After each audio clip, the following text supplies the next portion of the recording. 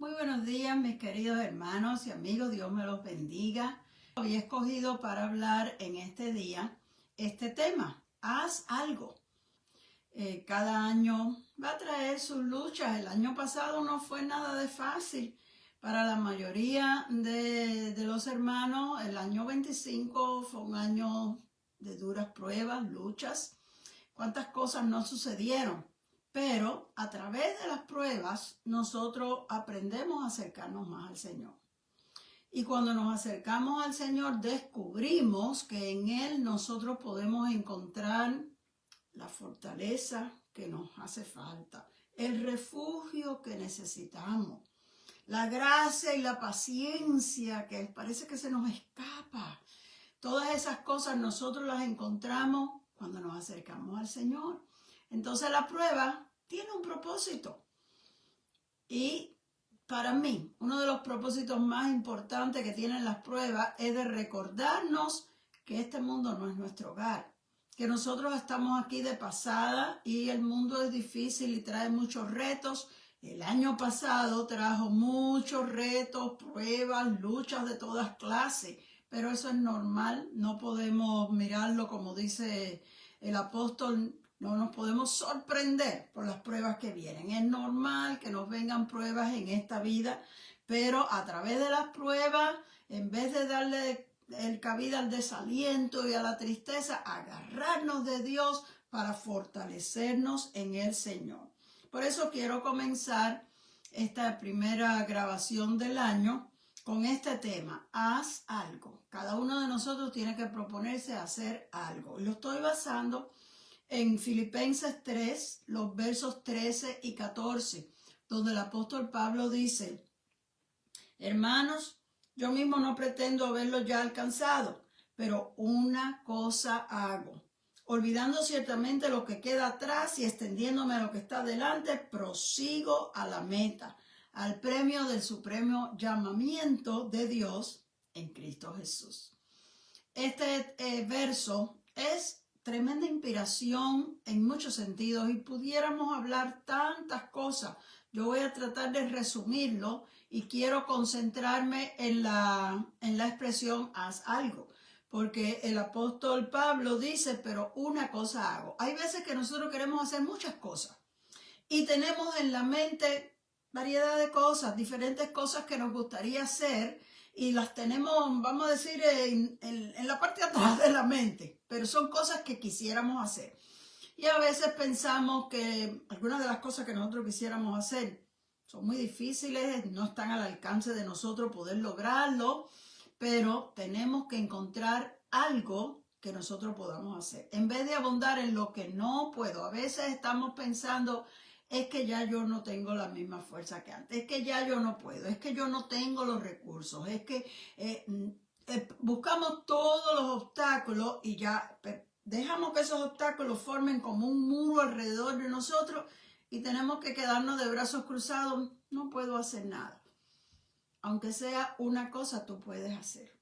Y aquí el apóstol nos da ese ejemplo. Él dice, pero una cosa hago. O sea, vamos entonces a través de este estudio a mirar cuáles eran los planes, los propósitos que él tenía y qué fue esa cosa que él se propuso hacer. Nosotros vemos que en los versos anteriores a eso, Pablo estaba hablando de cuáles eran sus planes y sus propósitos. Miramos en el verso 10, estamos hablando en el libro de Filipenses en el capítulo 3. Y los versos que usé para hoy son el 13 y el 14. Pero si nos vamos un poquito más atrás y miramos el 10, dice Pablo así. A fin de conocerle y el poder de su resurrección y la participación de sus padecimientos, llegando a ser semejante a él en su muerte. Ahora nosotros estamos mirando que Pablo tenía unos propósitos bien altos. Pero vamos a mirarlos uno a uno y vamos a compararlo a nuestra vida, ver qué nosotros podemos hacer o proponernos hacer de acuerdo a lo que Pablo tenía para él. Una de las cosas que él dice que él quería hacer era a fin de conocerle. Bueno, ya Pablo llevaba muchos años en los caminos del Señor. Casi siempre cuando nosotros hablamos de conocer al Señor, nos estamos refiriendo de personas nuevas. Cuando decimos no conoce al Señor, es una persona que todavía no se ha entregado al Señor. Pero Pablo se había entregado al Señor hacía muchos años, venía sirviendo al Señor muchos años, era predicador. La Biblia dice que Dios lo usaba, él predicaba, las almas se convertían, bautizaba, oraba por los enfermos, se sanaban. Hasta la Biblia dice que milagros portentosos sucedían por las manos de Pablo, así que no era que se le quitó un catarrito a alguien, grandes cosas estaban sucediendo. ¿Qué más podemos decir de Pablo? Era un predicador, ganaba almas, las preparaba, estaba sirviéndole al Señor en todo el sentido de la palabra. Y él dice que uno de sus fines era conocer más al Señor. Yo pienso en esa frase. Yo llevo también muchos años en los caminos del Señor. Sin embargo, cada mañana cuando yo me siento y leo la palabra del Señor, siento como que Dios me habla, siento como que mi mente se abre para entender lo que estoy leyendo en una forma como más clara que antes y pienso que voy como acercándome más, conociéndole más. Y es que nuestro Dios es tan grande, nuestro Dios es tan poderoso, nuestro Dios, dice la palabra, lo describe como el Altísimo, el que está más alto que todas las cosas. Siempre hay algo más que nosotros podemos conocer acerca de Dios. Nunca nos podemos sentir como, ya yo lo sé todo. Ya yo leí la Biblia, ya yo me entregué, ya yo sé todo lo que tengo que saber. Pues ¿sabes qué? La vida entera es una escuela. Durante toda nuestra vida, nosotros vamos a estar aprendiendo algo más. Y nos damos cuenta, mira, bueno, la edad que yo tengo, a lo mejor es doble de la suya, y todavía yo sigo aprendiendo del Señor. Pablo decía que uno de sus fines era conocer más al Señor. Ojalá cada uno de nosotros dijera, yo quisiera conocer más de cerca al Señor. Porque lo conocemos, pero ¿cómo lo conocemos? Hay muchas personas que nosotros decimos que las conocemos porque las hemos visto o conocemos algo acerca de esa persona. A veces son personas famosas, como vamos a decir el presidente de la República, o vamos a decir un artista que tú lo ves y sabes algunos detalles y te crees que lo conoces. Sin embargo, personalmente tú no lo conoces ni esa persona te conoce a ti. Hay mucho más y hay veces que las apariencias engañan. Tú puedes ver una persona y oír de una persona y creerte que es y luego enterarte que esa persona no era lo que tú te imaginabas que era. ¿No nos pasa así con tantas personas que nosotros conocemos? La vida cristiana es una escuela en donde nosotros, desde que conocemos por primera vez al Señor hasta que llegamos a estar con Él en su presencia, todo el transcurso de nuestra vida podemos aprender más, conocer más y acercarnos más al Señor. Ese de los propósitos de Pablo puede ser un propósito de nosotros también. El segundo propósito que él dice, y el poder de su resurrección. Bueno, todos sabemos que Dios es poderoso. Todos hemos oído y leído milagros, portentos, cosas que Dios ha hecho, que uno se queda maravillado, desde las plagas y abrir el mar rojo para su pueblo en el Génesis, hasta los milagros y sanidades de Jesús, que hasta resucitó 2 o 3 personas que estaban muertas, las trajo a la vida. Milagros grandes. Ese es el poder de Dios. Pero Pablo decía llegar a conocer el poder de su resurrección, que él mismo resucitó de los muertos. Una cosa que él haya orado por otro y lo haya resucitado, a que él mismo resucitó de los muertos, eso nadie lo puede hacer. La muerte es, la Biblia dice que es nuestro enemigo, dice el último enemigo que va a ser destruido es la muerte, porque la muerte es algo que el hombre no puede vencer. Cuando te llega tu día, te llega tu día, aunque tú te creas que no estabas preparado, que todavía estabas muy joven, que todavía tenías planes y propósitos, que todavía no habías terminado lo que tú querías hacer en esta vida y de momento se te acabó la vida. Nadie tiene control sobre la muerte, pero Jesús resucitó. Y él veía eso como algo tan grande. Entonces Pablo conocía el poder de Dios que Dios había manifestado con él mismo. Pablo había tenido revelaciones y visiones grandes, empezando desde el día de su conversión, que vio una luz y oyó la voz de Dios. Pero esa no fue la única, hubieron varias ocasiones que Dios mismo le habló a Pablo. Él oyó la voz de Dios. Hasta hubo una ocasión que él dice, conozco un hombre, yo no sé si era en la carne o en el espíritu, pero subió al tercer cielo. Él tuvo unas experiencias grandes, muy grandes, del poder maravilloso de Dios. Dios lo había usado a él mismo sanando enfermos. La Biblia dice que milagros prodigiosos se hacían por las manos de Pablo, que aún los enfermos que no lo podían traer, traían los familiares algún pañuelo, algún delantal para que él lo orara, y ellos se lo llevaban y la persona se sanaba aunque no hubiera podido llegar hasta donde estaba Pablo. Y la gente se asombraba cómo Dios usaba a Pablo.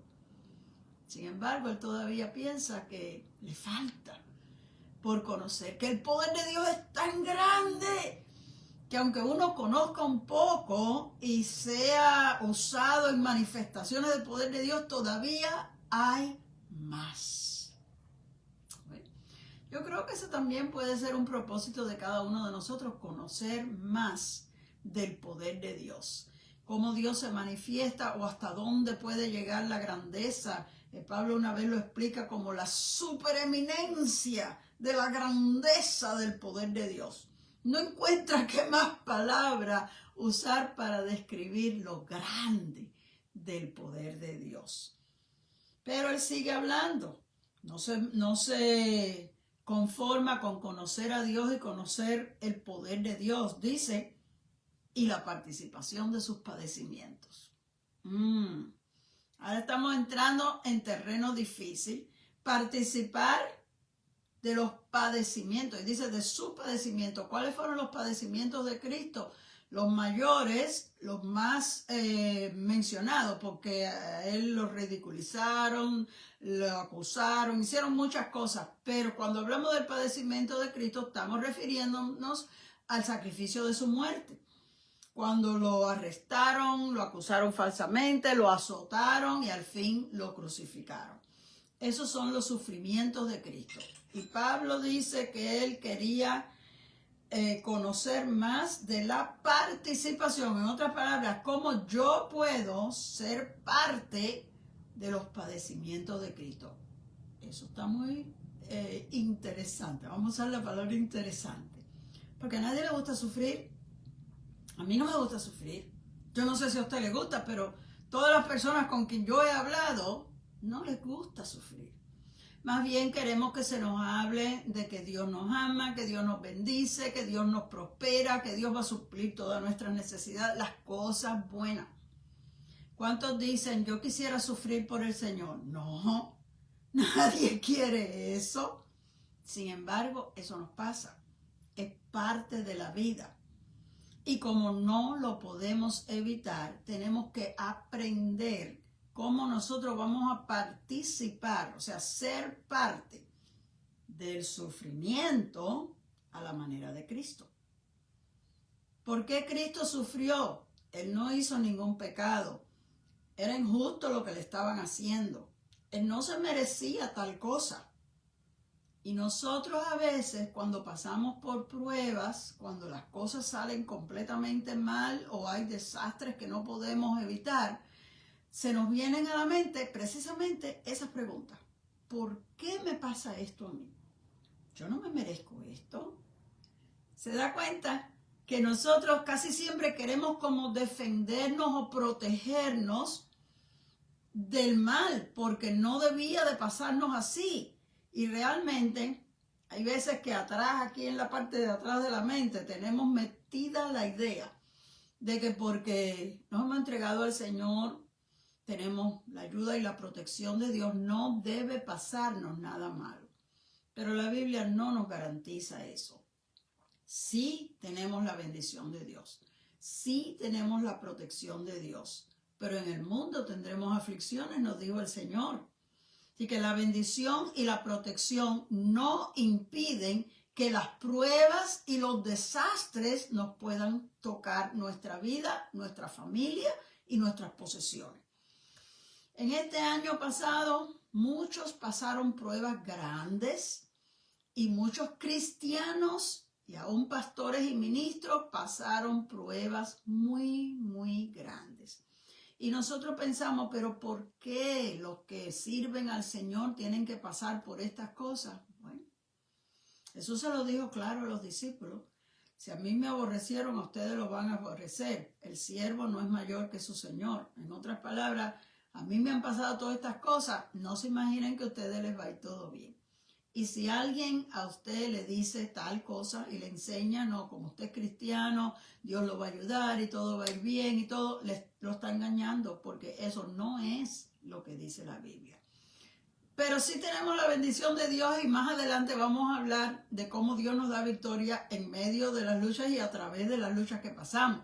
Pero no nos escapamos de la lucha, de la prueba, del dolor, de la tristeza. Todas esas cosas son parte de esta vida. Y luego él termina diciendo, llegando a ser semejante a él en su muerte. Que nadie quiere pensar en la muerte. Había un predicador que yo conocí muchos años atrás. En una cierta ocasión lo habíamos invitado a predicar en nuestra iglesia. Y mientras predicaba, él era un predicador antiguo de pentecostal y tenía el hábito de que mientras está predicando le gusta que la gente alaben al Señor. Antes se acostumbraba mucho eso, ahora la gente está un poco más tranquila y escuchan más, pero antes se interactuaba mucho y la gente alababa al Señor, gloria a Dios, en medio del servicio. Y cuando estaban un poco callados, pues los predicadores decían, ¿cuántos dicen amén? Para provocar que la gente alabe al Señor, aún mientras ellos están hablando. Ese tipo de alabanza le daba al predicador como, vamos a decir, la seguridad de que la gente está escuchando y que están recibiendo la palabra que él trae. Pero este predicador precisamente decía esta frase, digan amén todos los que quieren morirse. Y la gente ya por la costumbre, cuando él empezaba diciendo digan amén, ya estaban impulsados a que iban a decir amén. Y cuando terminaba la frase, los que quieren morirse, todo el mundo, y no decían nada. Y terminábamos todos riéndonos. Pero ahora yo me recuerdo de eso. Nadie quiere morirse y nadie quiere ni pensar en eso. Y Pablo está poniendo eso como uno de sus planes o metas, vamos a decir, llegar a ser semejante a él en su muerte. En otras palabras, él está hablando del final. Bueno, pues el final de Jesús fue muy trágico. El final de Jesús fue injusto. Pero Pablo estaba mirando no lo que le pasó o por qué le pasó, sino la actitud de Cristo. Se dio a sí mismo por la humanidad, no le importó lo que le iba a costar, lo que iba a sufrir, hasta el final, que mire que la gente los retaba, los malos impíos, y le decían, si eres hijo de Dios, bájate de ahí. En otras palabras, demuestra tu poder. ¿Ustedes creen que él podía bajarse? Pues claro que podía. Así que eso era una tentación. Prueba que tienes poder haciendo esto, porque realmente él lo podía hacer, pero él no lo quería hacer. Porque su propósito era morir por la humanidad. Si se bajaba de ahí, más bien eso era una trampa del diablo para que no muriera por la humanidad, no nos redimiera. Pero todo su proceso hasta que murió, Jesús permaneció fiel a Dios. Y no fue nada de fácil. Él le dijo a los discípulos, antes de que todo empezara, mi alma está angustiada hasta la muerte. O sea, él pensando lo que le iba a pasar Ya eso le producía dolor y sufrimiento. Jesús sufrió, y porque Él sufrió, Él entiende cuando tú y yo sufrimos. Cuando a usted le pasan las peores cosas de la vida que usted no puede detener las lágrimas, Jesús entiende lo que usted está pasando porque Él mismo lo pasó en carne, viviendo aquí. No es porque ya la ha visto tanta gente que ya está acostumbrado a vernos así, no. Él vivió en este mundo y Él sufrió en sí mismo todos esos sufrimientos. Él nos comprende y Él es poderoso para sostenernos, para darnos la fuerza que nosotros necesitamos, porque Él la necesitó hasta el final. Cuando Él oró en el Getsemaní, Dios terminó enviando ángeles que lo fortalecieran, porque humanamente Él se sentía debilitado. Y la Biblia dice que lloraba grandes gotas de sangre. Era como que la presión interior del sufrimiento era más que lo que el cuerpo podía resistir. Si el Señor no te va a quitar tu problema o tu sufrimiento, Dios te va a fortalecer. Y nosotros no siempre vemos un ángel que baje y nos seque el sudor que estamos sudando y nos dé la fortaleza. No lo vemos con nuestros ojos, pero lo podemos sentir cuando entramos en la presencia de Dios. Dios nunca nos deja solos. No siempre nos quita el sufrimiento. En algunas ocasiones permite cosas que uno cree que no debieran de haber sucedido. Pero cuando esas cosas pasan, Dios te fortalece para que tú puedas resistir. Entonces Pablo tenía esos planes y no se quedó solo con castillos en el aire. Me gustaría ser así, así, así. Sino que dice, pero una cosa hago. Quizás al pensar lo que él quisiera para él, podía terminar diciendo, pero es imposible. Pero eso está fuera de mi alcance. No. Él piensa, ¿qué yo puedo hacer para lograr esto? Si tú no planeas qué hacer, nunca vas a hacer nada y nunca vas a llegar a nada. Entonces él dice, yo quisiera lograr esto, esto, esto y esto. Son 4 las cosas que él mencionó. Vamos a empezar una cosa a la vez. Y dice, pero una cosa hago. Ese es el tema de hoy. Querido hermano, haz algo. No te estanques en donde estás. No dejes que las situaciones o las cosas que están pasando te traumaticen de tal manera que tú creas que no hay nada que tú puedes hacer. Siempre hay algo. Y tú tienes que encontrarlo. Pídele a Dios que te dé la gracia y la sabiduría para tú darte cuenta qué cosa tú puedes hacer y haz algo. El Salmo 1, que habla del justo, las bendiciones de Dios para el justo, termina diciendo, y todo lo que hace prosperará.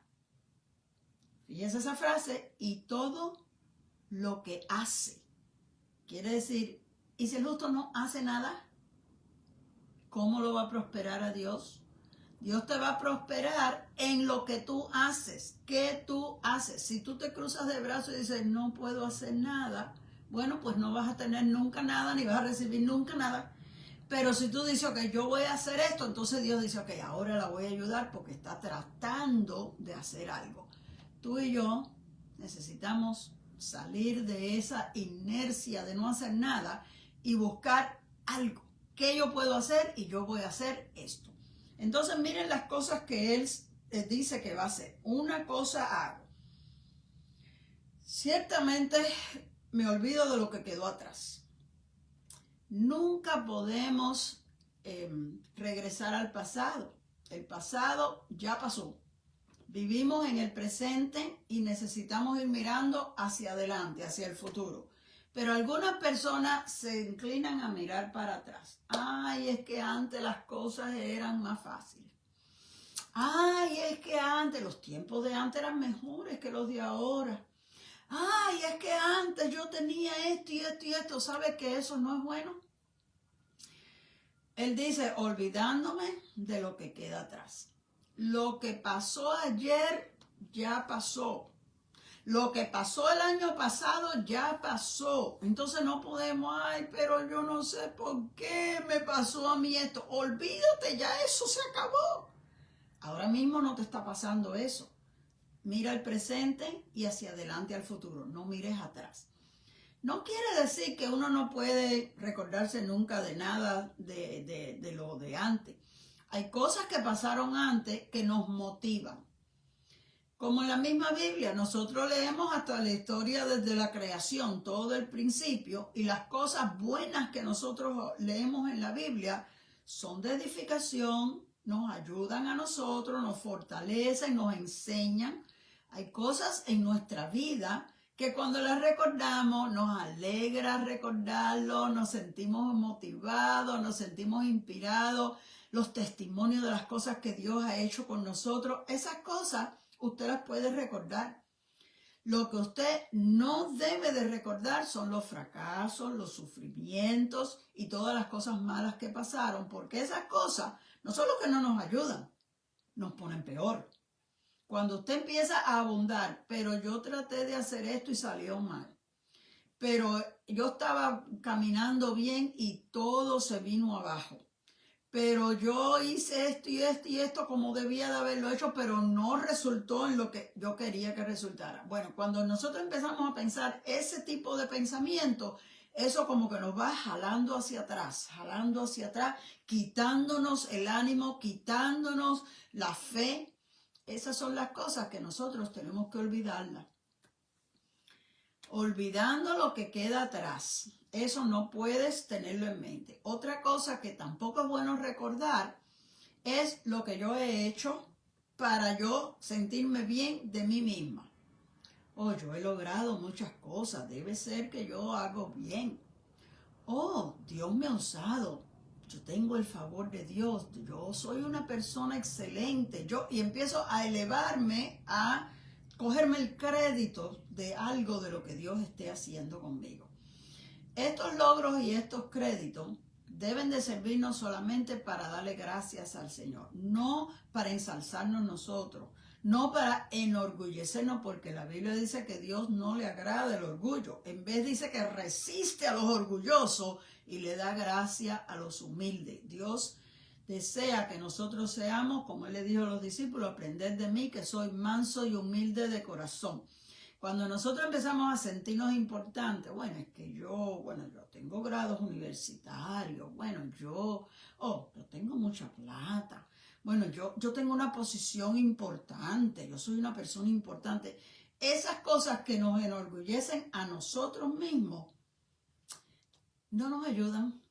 En realidad perdemos de nuestra espiritualidad cuando tratamos de agarrar el crédito, porque Dios no comparte su gloria con nadie. Si logré grado universitario porque Dios me dio la inteligencia, eso no es mío, eso Dios me lo dio. Si estoy haciendo bien financieramente es porque Dios me ha prosperado. Como dijo Salomón, todo lo que tenemos viene de tu mano. Tenemos que reconocer a Dios en todo en nuestra vida. Si he logrado alguna posición alta porque Dios me dio la gracia, todo me lo ha dado Dios. Pero cuando yo me cojo la gloria para mí, Dios no se agrada de eso. Así que todas esas cosas pertenecen al pasado.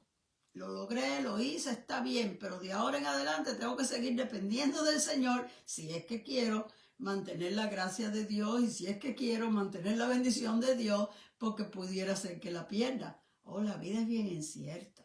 A veces uno está arriba, cuando tú vienes a ver las cosas cambian y estás abajo. No podemos gloriarnos de cuál posición tenemos en este momento, que no sabemos si el día de mañana la vamos a tener o no. Vamos a gloriarnos, dice la Biblia, si alguno se gloria, gloríese en el Señor, porque Dios es todo para nosotros. Entonces, la primera cosa que Pablo dice es, me voy a olvidar de lo que quedó atrás. Y entonces, la segunda cosa dice, extendiéndome a lo que está adelante. En vez de estar mirando para atrás, que Jesús dijo, ninguno que pone las manos en el arado y mira para atrás es apto para el reino de Dios. No mires para atrás, extiéndete a lo que está adelante. ¿Qué hay delante de ti? El futuro, lo que va a suceder después. No te sientas satisfecho por lo que ya tú hiciste para el Señor. Acuérdate que todavía hay más necesidades y hay más oportunidades. Por lo tanto, mira hacia adelante. Dice él, extendiéndome a lo que está adelante, prosigo a la meta. Esa palabra prosigo quiere decir continúo, sigo. En otras palabras, ya yo estaba siguiendo, pero ahora voy a proseguir, voy a continuar. Nosotros hemos empezado bien desde el momento que hemos comenzado a servirle al Señor. Desde el momento que hemos decidido que nuestra vida no va a ser para nosotros gastarle en nuestros deleites y disfrutar de lo más que podamos, sino que lo estamos haciendo con el fin de agradar a Dios, cumplir los planes y propósitos de Dios, alcanzar otras vidas que no conocen al Señor. Hemos comenzado bien, pero cada año nosotros tenemos que decir, voy a seguir adelante en ese mismo propósito. Nunca te eches para atrás. Nunca digas, bueno, yo estaba tratando, pero como no ha resultado, bueno, ya me cansé. No nos cansemos de hacer el bien, dice Pablo, porque su tiempo segaremos si no hubiéramos desmayado, si no te desalientas, si no dejas que el desánimo te aguante, un día tendrás recompensa. Prosigo a la meta. ¿Y cuál era la meta que Pablo tenía? Ya la dijimos, conocer más al Señor, hasta conocer de los sufrimientos del Señor, pero antes conocer al Señor y conocer más del poder de Dios. Aprender a sufrir pacientemente y en una forma que le glorifique al Señor, como Cristo lo hizo, y llegar a ser a Él, semejante a Él, hasta en la muerte, o sea, toda nuestra vida. Jesús dijo, sé fiel hasta la muerte. No dijo, trata y bueno, si luego no puedes, Dios se da cuenta que por lo menos trataste. No, sé fiel hasta la muerte. La vida cristiana es un camino hasta que lleguemos al cielo. Y nosotros necesitamos entender que tenemos una meta que tiene que durar toda nuestra vida. Dice, prosigo a la meta. Y luego dice, al premio del supremo llamamiento en Cristo Jesús. Hay un premio. Eso sí nos gusta a todos. Cuando hablamos del sufrimiento y de la muerte, eso no queríamos hablarlo. Pero de premio, sí. Todos queremos un premio. Hay un premio, querido hermano. Y eso es lo que nos debe motivar. Ve, el sufrimiento no nos motiva y la muerte tampoco. Pero el premio nos levanta el ánimo. Cuando nosotros estamos en momentos difíciles, el Señor nos recuerda, esfuérzate, sé valiente, sigue hacia adelante, no mires atrás, pero luego dice, tú eres fiel hasta la muerte y yo te daré la corona de la vida. Hay una recompensa. El premio no es como, vamos a decir, los regalos que uno hace. Ahora mismo pasaron las Navidades y uno le compra regalos a los niños. Y a los que no son niños también, pero bueno, vamos a hablar de los niños. Le compramos regalos porque son nuestros hijos, nuestros nietos y los queremos y les queremos dar algo. Eso es un premio. Pudiéramos decir que es un regalo. Pero un premio es más que un regalo. Un premio es algo que se lo ganó. Como por ejemplo la escuela, cuando tú terminas, si sacaste buena nota, te dan un certificado, un diploma, quizás hasta un trofeo. Si juegas deporte, te ganas algo. Eso es un premio, algo que tú te ganaste. Y el Señor está ofreciendo un premio. No es un regalo cualquiera para cualquiera. Es un premio. Quiere decir que había que trabajar para ganarse el premio. Y el premio, aquí dice Pablo, lo describe el premio del supremo llamamiento en Cristo Jesús. No hay llamamiento de que porque él era pastor y apóstol, él tenía un llamamiento. Querido hermano, todos los creyentes tenemos un llamamiento. Pablo le escribe a los romanos y le dice a todos ustedes llamados a ser de Jesucristo. Y luego le dice a todos los llamados a ser santos. Todo cristiano ha tenido un llamado de Dios. Cuando el Señor llamaba a los discípulos, decía, sígueme. No es un llamado, te voy a hacer un pastor. Eso no fue lo primero que le dijo. Le dijo, el llamado es a seguirme, sígueme. Todos nosotros hemos tenido un llamado del Señor a seguirlo. Nuestro llamado es a ser de Jesucristo, porque cuando empezamos a seguirlo, ya tenemos que renunciar a nosotros mismos para vivir para Cristo. Ahora somos de Cristo. Y el segundo llamado que todos tenemos es llamados a ser santos. El Señor le dijo a los discípulos, sean santos como mi Padre Celestial es santo. En otras palabras, no santo de que ya tienes alitas, tienes una aureola en la cabeza, es que tú eres perfecto, no cometes ninguna falta. No ese tipo de santidad que ningún humano la puede alcanzar. Santo, la palabra santo significa separado. Entonces, que seamos santos es que nos hemos separado de la vida del pecado, que ya no estamos viviendo como vivíamos antes. Ocasionalmente, por alguna debilidad humana, cometemos alguna falta que otra. Nadie es perfecto en el sentido absoluto de la palabra. Pero tenemos que ser santos en el sentido de lo que significa la palabra santo, y es que hemos separado nuestras vidas de la vida del pecado.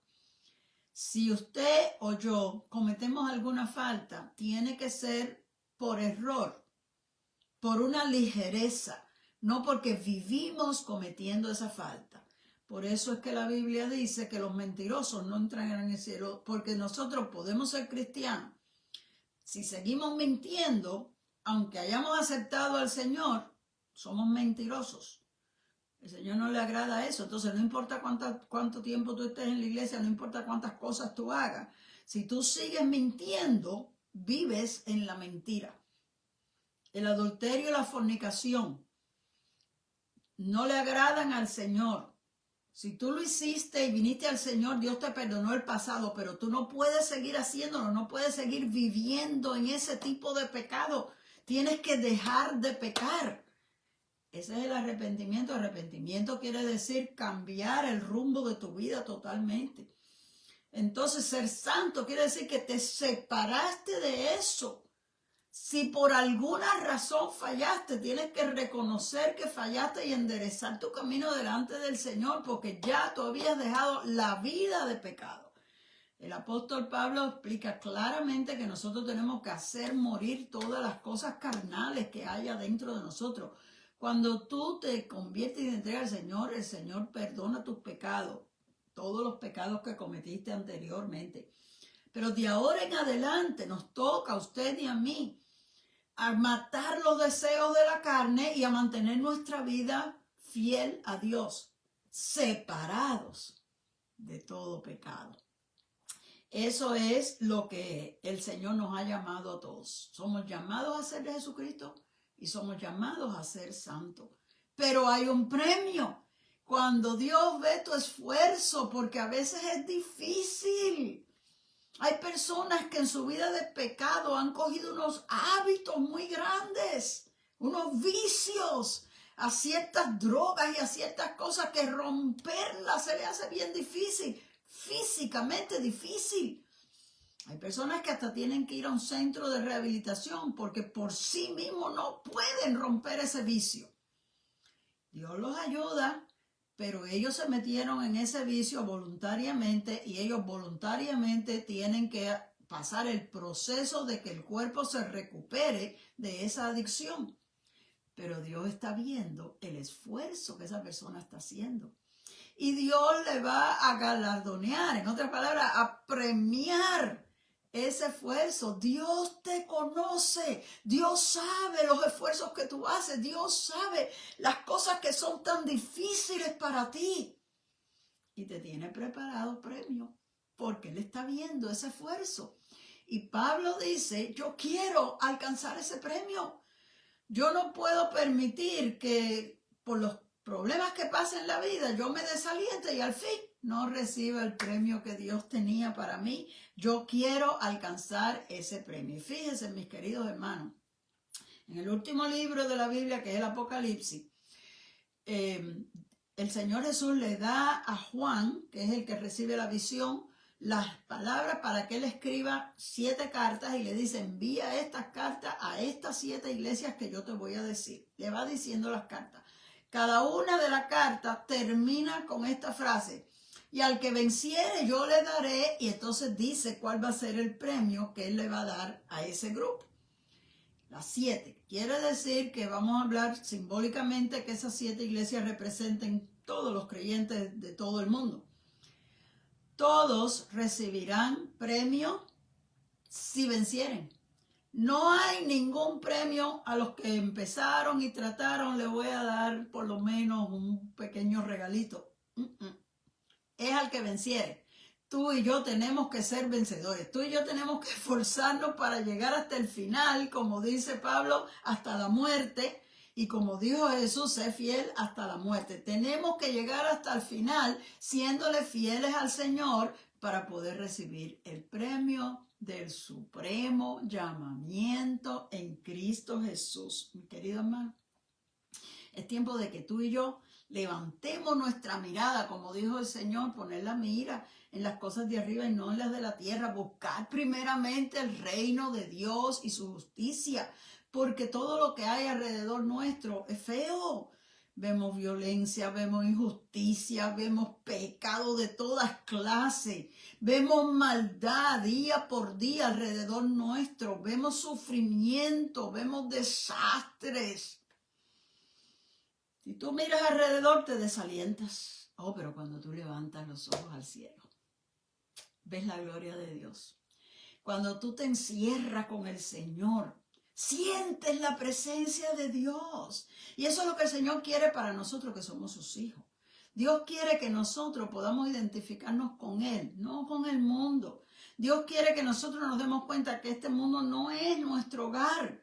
Nosotros tenemos allá arriba un hogar celestial, pero como vivimos aquí, es normal que nosotros vivimos en unas situaciones a veces difíciles, a veces desagradables, a veces cosas que son injustas, que no nos gustan, y miramos alrededor y pensamos, ay, ¿por qué yo tengo que vivir en esta situación?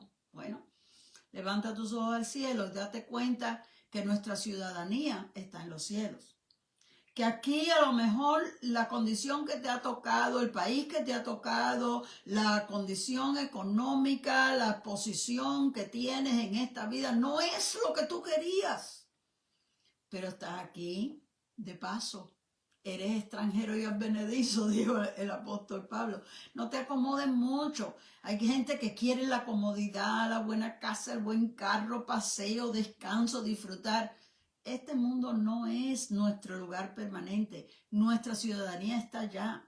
Y mi querido hermano, si te ha tocado sufrir aquí, levanta tus ojos, mira al cielo, la ciudad celestial. Dios tiene moradas preparadas para nosotros. A lo mejor la casa que tú vives no es lo que tú quisieras. Las cosas que tú tienes no son las que tú quisieras. Te faltan cosas que te hacen falta. Te faltan cosas que necesitas y no sabes por qué no las puedes lograr. Levanta tus ojos y mira al cielo. Se puede, mi querido hermano, se puede. A Esteban lo estaban apedreando y levantó sus ojos y vio la gloria de Dios. No importa qué situación tú estés, levanta tus ojos al cielo. El Señor tiene bendiciones para ti. El apóstol Pablo dice que nosotros podemos sentarnos en lugares celestiales con Cristo Jesús. ¿Sí?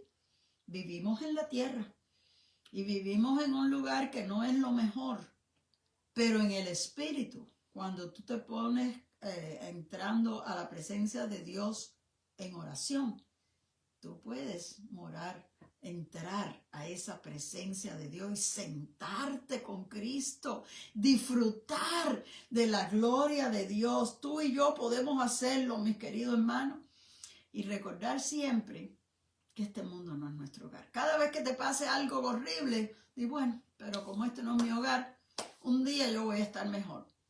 Cuando mires a tu alrededor y digas, ay Señor, lo que yo tengo que soportar, enseguida mira para arriba y le gracias Señor. Tú tienes algo hermoso para mí en el otro lado. Y un día yo también lo voy a disfrutar. Así que mis queridos hermanos, Recordémonos que esta tribulación, como dice el apóstol Pedro, es momentánea. Nos parece muy larga porque los años de nuestra vida nos parecen largas, pero en comparación con la eternidad, es momentáneo. Un día todo pasa y entonces entraremos a nuestra ciudad celestial. Morando con el Señor, disfrutaremos de todos los privilegios y todas las bendiciones que aquí en esta tierra no los pudimos tener. Así que vamos a cerrar nuestros ojos, vamos a darle gracias al Señor y vamos a pedirle al Señor que nos dé las fuerzas para permanecer fiel. Como dijo Pablo, prosigo a la meta, continuando hacia adelante, no importa lo que haya pasado, no desalentándonos, no perdiendo la fuerza, sino agarrándonos de Dios para recibir fuerzas de eso. Y un día recibiremos su recompensa, la cual, como Pablo dice, yo prosigo hacia la meta, que todos continuemos sabiendo que si llegamos hasta el final, siéndole fieles al Señor, recibiremos ese premio. Dios me lo bendiga. Hasta el próximo jueves, que volveré a la misma hora de siempre, los jueves a las 7:30 de la noche. Soy la pastora Raquel Martínez.